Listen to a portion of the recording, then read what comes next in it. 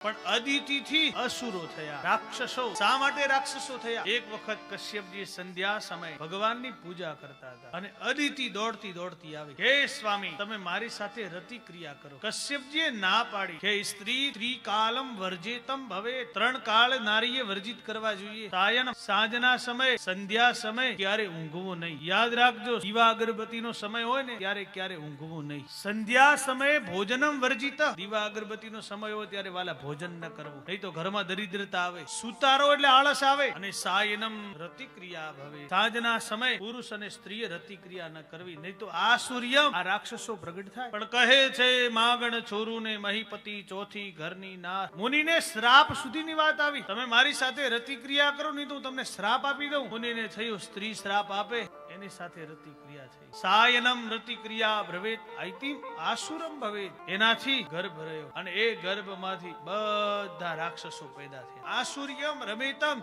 ઇતિ આસુર. સવારનો સમય, બપોરનો સમય અને સાંજનો સમય દેવતાનો સમય છે. એ દેવોનો સમય તો સાચવો. પછી તમે એમ કહો અમારો દીકરો બહુ તોફાની છે, પણ સમય કાળનો કોઈ વ્યક્તિએ ધ્યાન ન રાખ્યું હોય ત્યારે અસુરો પેદા થાય. આ રાક્ષસો.